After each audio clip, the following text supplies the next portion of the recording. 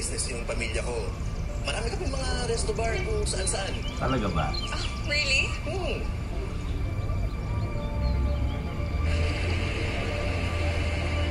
Saan yung kung saan-saan? Well, you know, dito tsaka doon.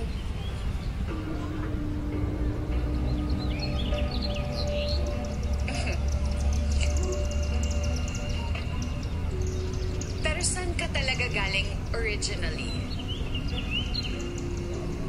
Saan ang probinsya mo? Thank you.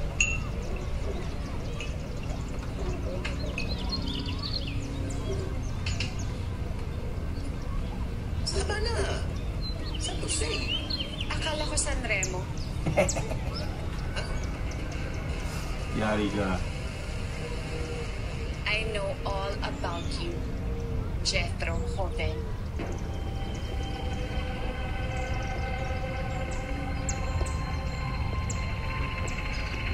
Hindi niyo nakita yung nilagay sa inyo.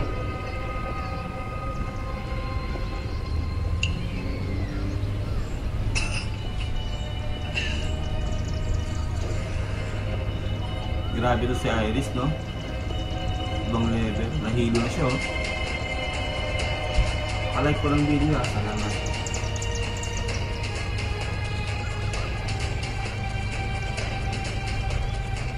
Yari ka, Jethro.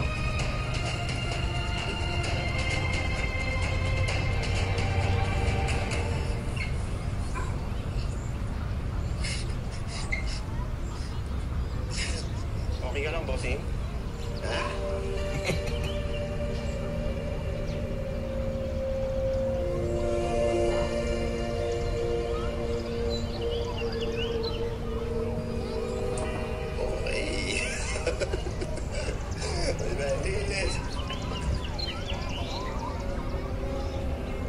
Grabe si Iris, no? Galing sa kanya kontrabida to si Jenny. Mahusay.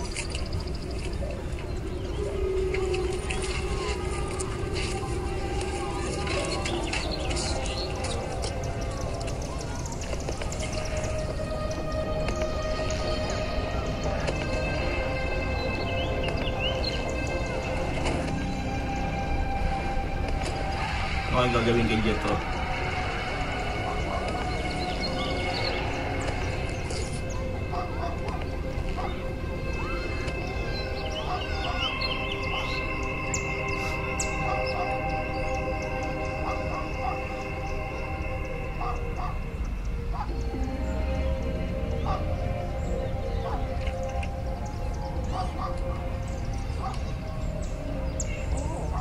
That's generous.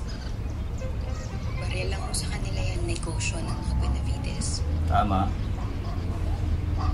Doon daw natin malalaman yung sekreto na tinatago nila. Paano mo gagawin yun? Kailangan ko lang mas mapalapit pa kay Iris, kay Petunia, kay Lily, at sa mga anak nila. Kailan madadating yung result ng DNA? Anytime na from you. Sino kaya ang anak niya? Sino nagre-request? Si Agent Fernandez po, sir. Nagpapa-expedite po siya ng DNA results ng sample sa binigay niya. Wala pino-authorize na DNA. Huwag mo bibigay sa kanya resulta, ah. Nako. Sir, nasa kanya na po. Buti na lang. Please. Sir, please, kausapin niyo na ho si Deputy Ron. Kahit ano pang tingin niyo sa kanya, sir, hindi niyo madedenay, matalino yan si Deputy. No. Hanggang ngayon, alam niya, inaasikaso mo pa rin ang case ni Albano at ni De Vera. Bayaran yon, wag na. Depression na siguro siya ng Benavides. Kung akalimutin yung pag-usapan natin. Hindi kita pinipilit na tulungan ako. Kapag ako na si Baka, lamay ka. Bago mangyari yan, sir, natiklunan natin ang mga tunay na kriminal. Iyan ang gusto ko. Positive ka mag-isip. Pero, Ipaklaro lang natin, ha? Kung ano man ang mangyari, kahit anong mangyari,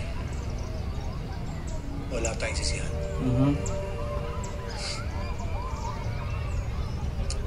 I learned from the best agent in the country na wala talagang sisihan.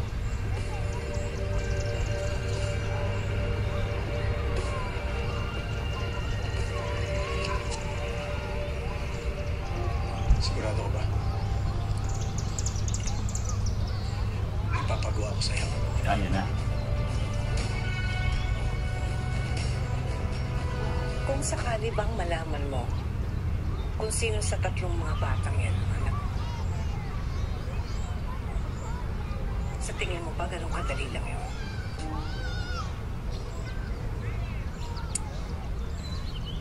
Siyempre po, hindi magiging madali yun. Wanted ako eh. Tama. Kung iba po ang sitwasyon ko, mas madali ko may paglalaban ng karapatan ko bilang ina. Ilalayo mo yung bata sa nakagis na niyang ina. Ganun ba? Naisip ko lang yan. Alam ko magiging masakit yun sa bata. Kaya pag nalaman ko kung sino sa kanilang tatlong tunay kong anak, pinagkakailangan nila ako kahit sa ngayon hindi ko pa kaya sabihin na ako ang tunay niyang ina.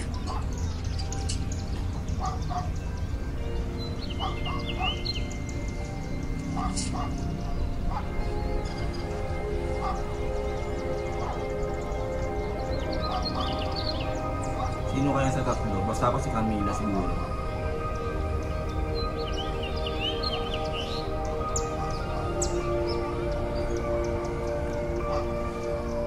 Kasi si Rose malabo eh. Bihirang ipakita si Rose.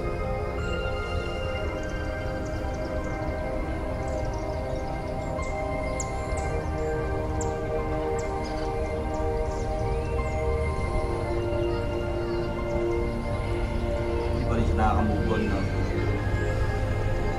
Pero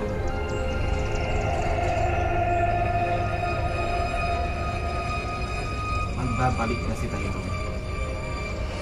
Nagpunta po siya dito, ang sabi po niya sa amin, kailangan daw po niya ng tulong. Tulong saan? Hinahanap po niya yung anak niyang nawawala.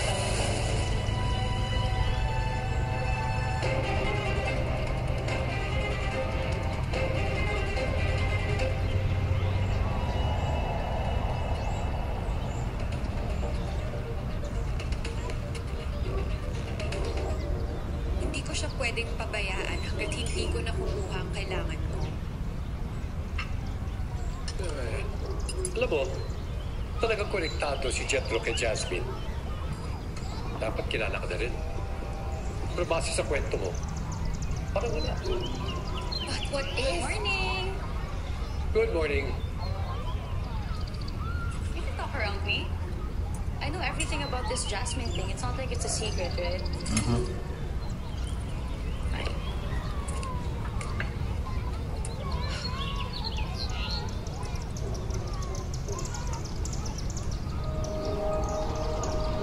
Ate, please be careful, okay? This woman seems very dangerous. You don't know the half of it. Worried lang naman ako na baka madamay si Dad. We need to be safe all the time. Look, I appreciate your concern. At alam ko na ayaw mo din madamay. So maybe, the best thing to do would be, bumalik ka na lang sa pinanggalingan mo. Para sigurado ka sa safety mo. What?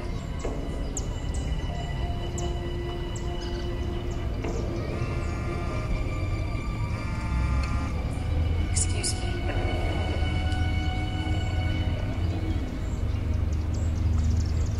Gising na siya.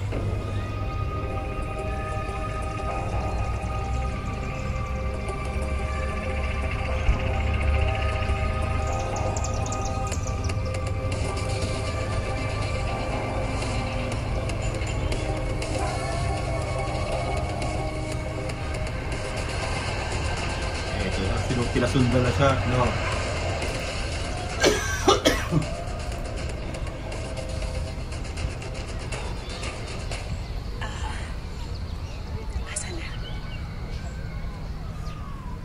Ito na, DNA.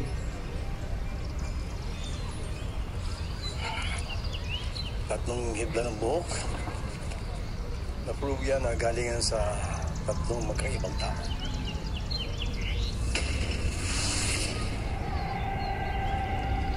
Para silang kakapatid na, lagi silang kakasama. Ay, opo. Palagi po yung nasa bahay nga namin eh. Yan po yung paborito nilang laro, mag-ayos. Para daw po silang yung manika, yung sikat na manika.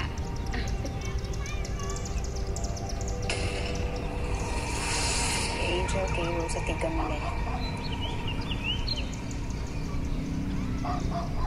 Inatch natin ang sample ng buhok. Lumalabas sa DNA sequencing test.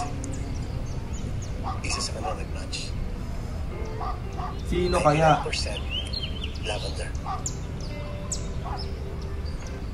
Sabihin, Isa sa kanila, siguradong tunay na anak mo.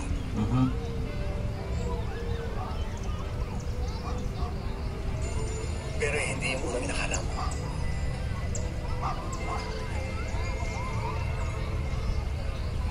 hindi si Angel. Sabi na eh. Baka si Camila. Si Camila. Sabi na eh. Tama ako. 99% match. Si Camila nga talaga. Pero paano nangyari yun?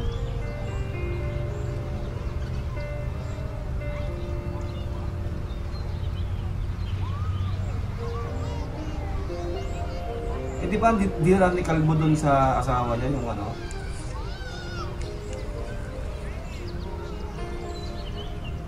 Si Angel. Ano ka sigurado? Hindi ba si Camila ang meron mahabang buhok? Match sa kanya yung haba ng strands ng buhok.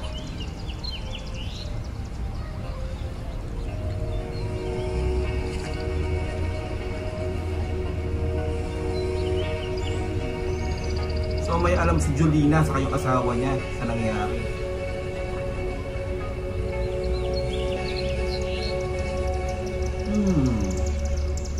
Huwag ka mag-alala, Lija. Oo, hindi ka abala. Oo, ako nang bahala sa mga batang. Ako na mag-rapid mamaya. Hindi na po, Ma'am Lily. Dadaanan ko na lang po si Angel dyan. O, sige. Okay, bye. Kids! Eto na, ready na ba kayo to eat your cupcake and drink your juice? Yeah! Ay, ito, halika. Of course. Ayan na, oh. Okay ba? Wow, mukhang masarap to, Mami. Siyempre. Halika na. Ito tayo. Ayan. O, pili kayo ng colors nyo, ha? May sikreto silang dalawa. Baog siguro to si Jolina. Baog. Kain kayo, ha?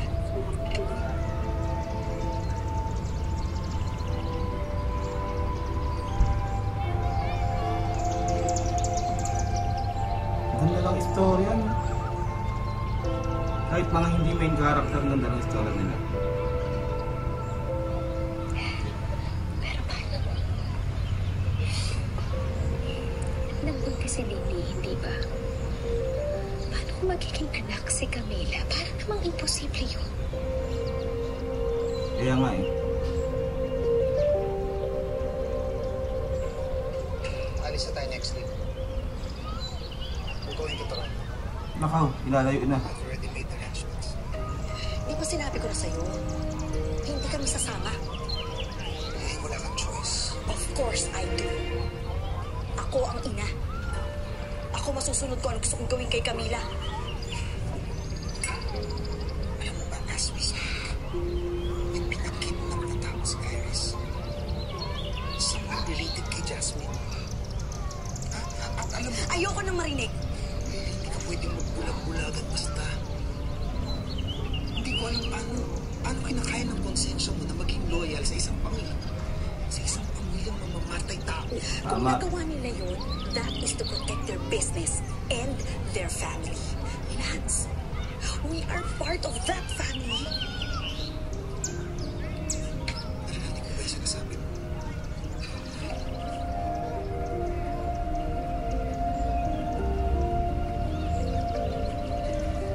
baka ilayo na si Camila. Kailangan gumawa na ng action si Lavender.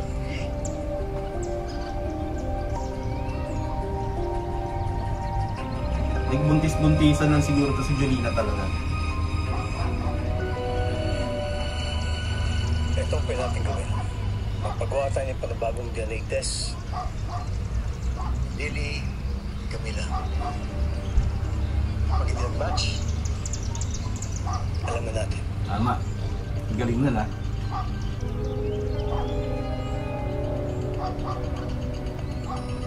Kaso nga lang alis na sila eh. Oh my gosh, Camila, baby! Happy birthday to you. Happy birthday to you. Happy birthday, happy birthday, happy birthday to you. Happy birthday, Ninang. Oh, thank you, baby. You're so sweet. But isn't it way past your bedtime? Kasi sinabi ko na nga, pero ayaw magpapigil. Anak, tulog na ha. You'll see your Ninang soon, okay? Good night. Bye, baby. Love you. Okay. Nung nagkasakit yung anak ko si Camila, siya ang nag-donate ng stem cell para kay Camila kasi hindi kami match nung asawa ko. Ganyan yung Ninang na yan. Camila's like the child I never had. So only the best for her. So you want me to do Camila's birthday party? Yes. It'll be my birthday gift for my favorite inana.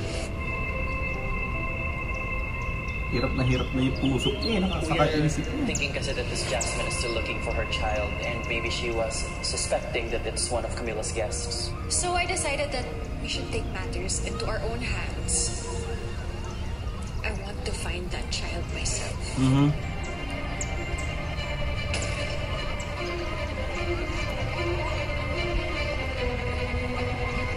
Kailangan di malaman din ni Iris na si Camila yung anak ni Jasmine. Larry.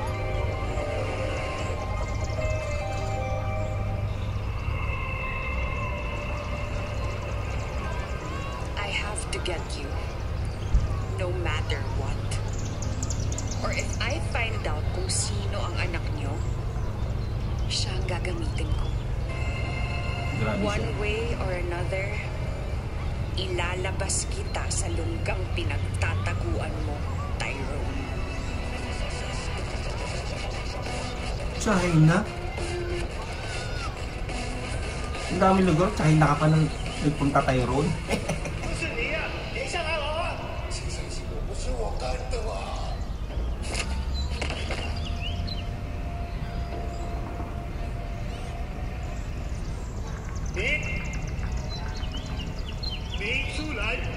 Ito na si Tyrone nyo.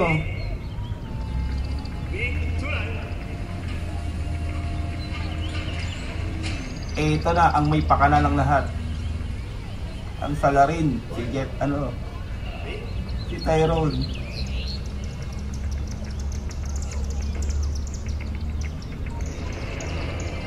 Ay nako Tyrone, ang dahil sa'yo. Nagkandaletse-letse buhay ni Jasmine. Nako.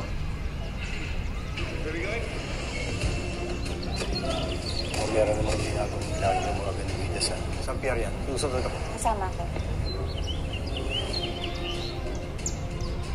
Yung asawa ng Tyrone. Sana na pala yung makakaisa sa'yo.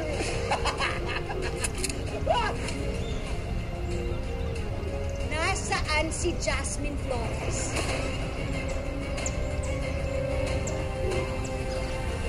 Ating napanood ang napakagandang istorya syempre ng Lavender Fields at syempre ito na nga, lumabas na nga itong si Tyrone. Sa susunod na episode masasaksihan na natin o siguro baka malaman na rin natin kung bakit ginawa talaga ni Tyrone yun o talagang may konektado siya sa asawa rin ni Chip. See you all, mag-iingat po kayo lahat. Don't forget to subscribe sa mga hindi pa nakasubscribe. Like this video. God bless and peace out. Bye.